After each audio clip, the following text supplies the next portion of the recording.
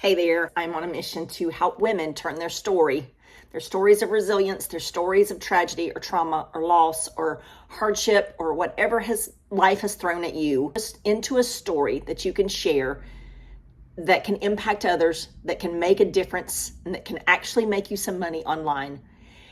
And it's not about the money, it's about the impact. But we have to have money, right? We have to have money to be able to grow and to build and to pay our bills. I mean, let's just be real. But when you know you have a story and you know you have something to share, you know you've been through things, but you think, mine really doesn't matter. It's not really important. And I'm here to say that that is so not true. Because everything that you've been through in the world, people suck. They're going to do bad things to us. There are people that are going to do bad things. There are people that are safe.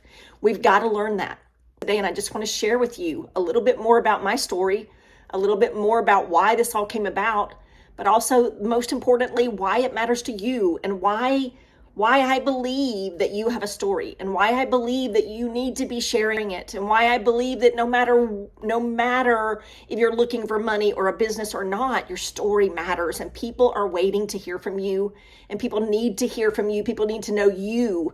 And what I'm going to say is through that process, you are going to become more of you. You are going to become that person that you're dying to be, that you're afraid to be, or that you feel like you can't be because of what's happened to you. I do want to help women. And you're going to find with me, watching me, you're going to see me mess up. You're going to see me make mistakes. You don't have to know how to do anything right, except be you. And the great thing about sharing your story online is the fact that business can grow with you. You're not stuck in a box.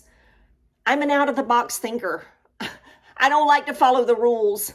I don't like to do everything that everybody else tells me to do. I've done all that. You know what's working? Being me. Being me. Being me, sharing when something gets on my heart and I go, oh my gosh, I got to share this with everybody. Like, I want people to know this. I want people to know that I love them. I want people to know that I love everyone. I love people where they are because that is how God loved me. And I love you if you don't love God, if that's not your person. You have a higher power. Maybe you love the universe. Maybe that's what gives you the strength. I don't really care what that strength is, but I want you to have it. I either want you to get it from someone else and borrow it for a while. Maybe you need to borrow it from God, borrow it from the universe, borrow it from nature, borrow it from wherever you need to borrow it from me. Something that believes in you and not long enough to believe in it yourself. That's why I'm here. I want to help women realize no matter how damaged and hurt that you feel you are, I've been there. I'm going to share a few things with you today that I don't really want to share. But I know that there's a person out there that's going to see this and say, I'm so grateful that she shared that because I needed to hear that today. And that's why I'm here. I'm going to talk about the fact that the things that I've been through sucked. Yeah, sucked out the ass like they sucked. I don't care what you say. There's no good about it. But good came from it. And because of that, I'm an amazingly well-rounded, loving, caring, graceful, compassionate, empathetic person. I broke the cycle in my family. I did. And I know that because I know what I've been through and I know the person I could have been, yet I see the person that I am. And no matter what's happened to me, if I look at the good, I know it's good. And the things that I need to grow in and change, yeah, we're always going to have that. But look at your good and see that good. So much resilience has come from the things that I've been through. Starting out, I had zero self-esteem, and I'm not going to get into that. I'm not going to because it's not where I need to go right now. But I was incredibly insecure as a young girl, incredibly insecure. And that led to people influencing me and changing the way that I believed about myself. And I believed them because I didn't believe myself. So why would they lie to me? Okay. I was naive. I ended up getting myself into a situation where I got assaulted as a young girl by somebody that I trusted, that I was out with, that I was hanging out with, that I thought was going to be good to me. And I blamed him for so much of my life that I blamed everything that bad happened because of him. I did. I thought he ruined my life.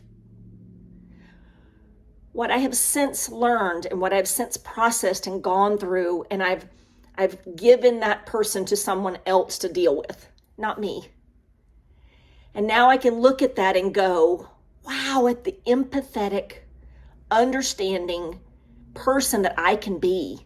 I've worked as a Stephen minister where I've stood beside women who are going through crazy, nasty stuff. And I can sit with them and I can feel those emotions and yet be strong enough to lift them up and help them through it instead of wallowing down in it with them. That's what I got from that. I learned that a woman's rights and a woman's self-worth were so incredibly important that I instilled that into my boys. And I have two amazing boys who are empathetic and graceful and compassionate, and they are good to women. I know they're young, but they're good to the people around them. That wouldn't have happened had I not been what I had been through so that I could share with them what I had learned.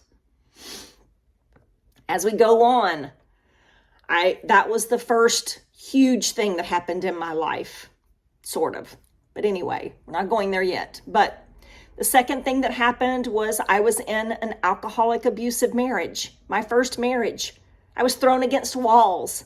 I was slammed on the floor. I was body slammed. Doors were knocked down because of a fight trying to get to me. So many things happened. I quit drinking during that time. I was drinking because I thought that's what you do, and I realized that I had an addictive personality. I quit drinking at that time because I realized what it was doing to me, and when I did, it was like, I could see the things that I needed to see. Maybe that's where you are. Are you in a situation where you could make a change that might change everything? Maybe you're not. Maybe you're so squished that you don't feel like you can get out. I had a college degree. I had a supportive family. I was not ugly. I was an attractive woman. I had so much going for me. And I stayed in that marriage 4 years almost. And then I entered another marriage after I left him. Thought I found the guy at church. Thought it was a great guy, and then this was going to be it. And it was worse because it was mental. And it squished me so small that I wouldn't even go in public with my head held high. Not even up. My head would be down on the floor like, who am I? I'm nothing. It took me 1 year and 6 medications to get out of that. But I did it. And I realized at that point that my resilience is my strength, and it can be yours too. And I know where you're at. I know what you feel. I know what you think. I know what you're going through. I know how much it sucks. I know how it feels. It took me 1 year before I could even speak to that person. And when I did, I screamed because it was the only way I could do it. That's how much power they had over me. Are there people in your life that have power over you, that make you do things that you don't want to do because you don't have a voice? As much as it sucks, I know that it's part of your journey and you will get through it. Never am I ever going to say stay in any kind of abusive relationship. If you can get out, get out. But I do not ever say, why did you stay? Because I know why you stay. I know because I've been there. Then I got cancer. Yeah, I had cancer, stage 3, melanoma, metastasized in my pelvic area and my groin. And you know what I learned? My boys were the most important thing in this world, and no job was ever going to be more important. They could replace me tomorrow. Are you working so hard in your job that you forget or that you don't put your family first? I know you have to pay the bills, but there are ways around that. When I got cancer, I cut our bills down $1,100 so that I could work less and be home more. Maybe that's not what's going to happen for you, but it's part of your story. And it's part of your resilience and who you are. And you've survived through everything you've survived through, right? I want you to redefine what you've been through into who you've become. It wasn't that I had cancer. It's that I learned what was the most important thing in this life, so that one day I won't regret when I go to end or be in the end of my life. I won't be saying, I wish I had. I mean, there are things I wish I had done differently, but I did put my boys first. I did teach them what I felt like I wanted to teach them, to be able to say I'm sorry and to love others unconditionally, to love them the way God loved me, to love them the way the universe loves you. Maybe how your mom or your dad, or maybe just your spouse. But I taught them that, and I know that that's right. So redefining that self-worth, instead of I went through cancer, I became an incredibly intuitive, focused person on what matters in my life and who matters in my life. And I began putting that first.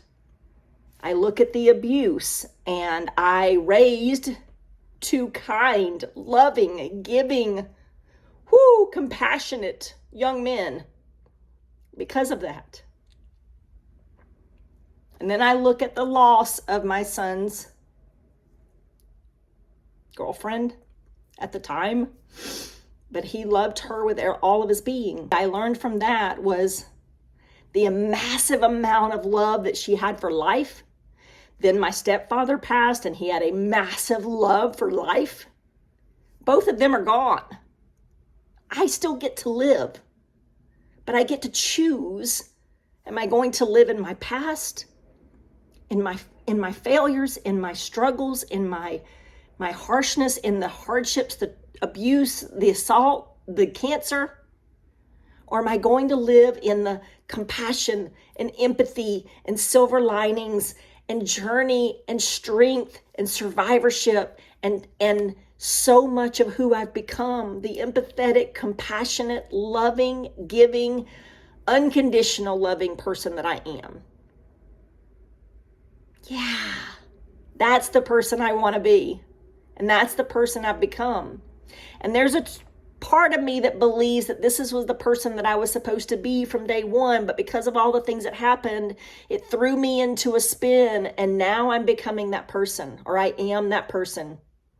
So keep going. What do they say? If you're going through hell, just keep going, because you'll get there. You'll get through it. I hope that you'll follow along. I'm posting a video every week. Today's Thursday, okay? I want you to see that you don't have to be perfect. Just start talking, just start sharing, just start loving others and helping others in the only way that you know how now. And as you grow in your business, I can help you with all the little bitty stuff, the tech stuff. I love doing all of that. But I want to help you believe that you have a story, that you have a story to tell, and that it matters, and that there are people out there that want to hear it, that need to hear it, and that want to grow with you. I hope you have an amazing day. I have a new freebie. It'll be listed in the description on how to turn your story into your kind of business plan or your business offer. I have another freebie that is how do you organize your life, basically. It's a Google sheet that I used to print out and check off with dry erase markers. I have that as well. I'll link that below.